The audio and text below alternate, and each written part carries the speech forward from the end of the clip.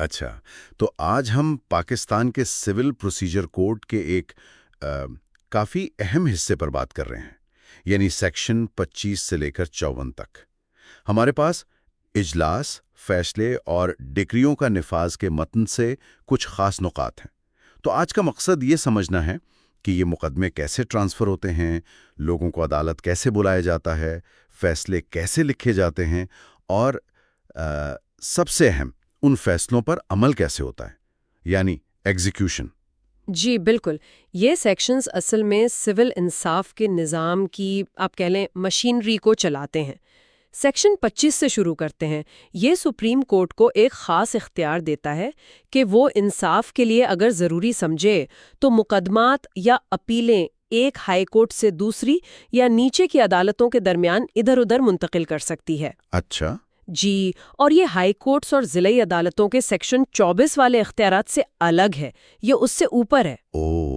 یہ تو پھر ملک گیر سطح پر انصاف میں ایک طرح کی ہم آہنگی لانے کے لیے کافی ضروری لگتا ہے۔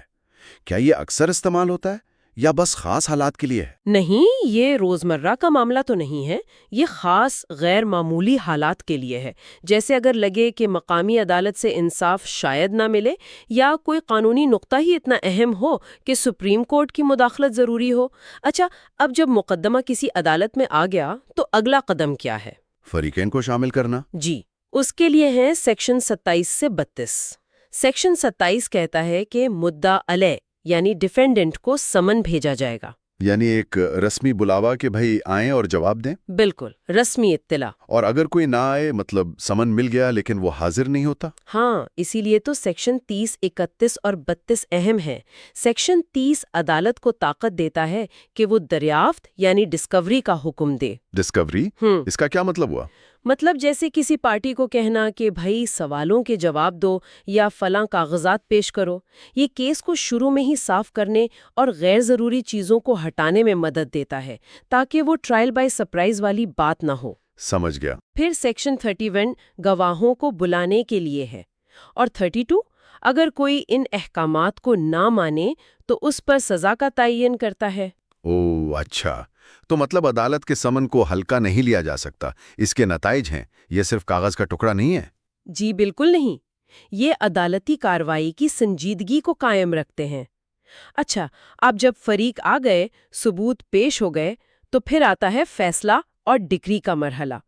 یہ ہے سیکشن 33۔ ٹھیک ہے۔ عدالت کیس سنے گی، فیصلہ دے گی، اور اسی فیصلے کی بنیاد پر ایک باقاعدہ حکم یعنی ڈکری جاری ہوگی۔ اور اگر معاملہ پیسوں کا ہو تو کیا صرف اصل رقم ہی ملتی ہے جس کا دعویٰ تھا؟ نہیں، یہاں سیکشن 34 بہت اہم ہے۔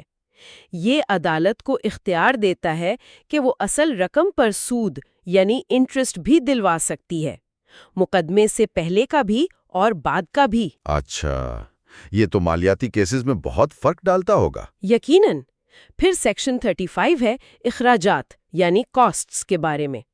عام اصول تو یہی ہے کہ جو پارٹی ہارتی ہے وہ جیتنے والے کے اخراجات ادا کرتی ہے۔ لیکن یہ حتمی ہے؟ نہیں، عدالت کی ثوابدید ہوتی ہے، وہ حالات دیکھ کر فیصلہ کرتی ہے۔ اور کیا ایسے لوگوں کے لیے بھی کچھ ہے جو بس تنگ کرنے کے لیے یا جھوٹے مقدمے دائر کر دیتے ہیں؟ جی ہاں، اسی کے لیے ہے سیکشن 35A۔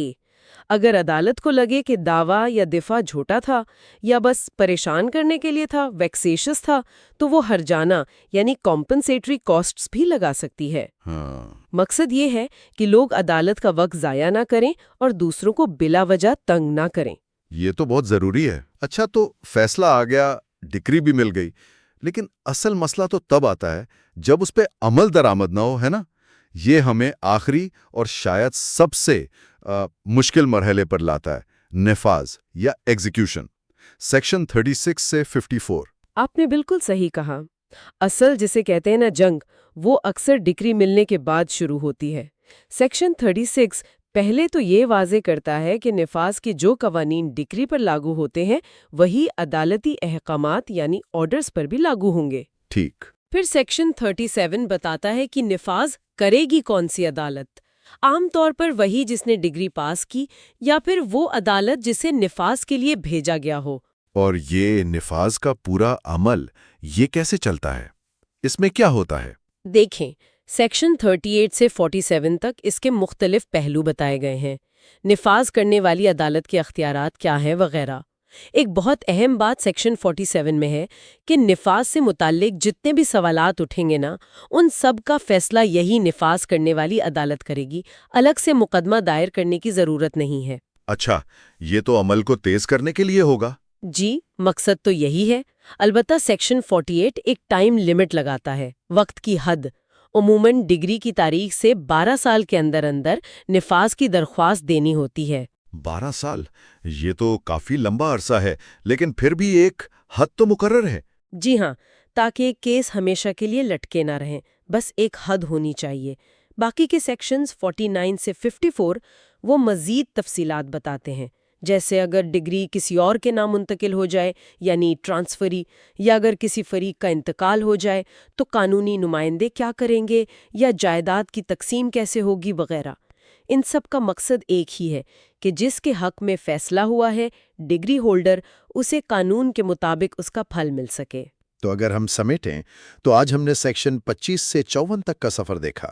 سپریم کورٹ کے اختیارات سے شروع ہو کر سمن کیسے جاری ہوتے ہیں، فیصلے اور ڈگری کیسے بنتے ہیں، اور پھر خاص طور پر ان فیصلوں کو حقیقت کیسے بنایا جاتا ہے، یعنی ان کا نفاذ۔ یہ دفعات تو سول انصاف کے نظام کو چلانے کے لیے بنیاد کی حیثیت رکھتی ہیں۔ بالکل، یہ ایک پورا قانونی فریم ورک، ایک ڈھانچہ فراہم کرتی ہیں تاکہ انصاف صرف کتابی بات نہ رہے بلکہ عملی طور پر ملے۔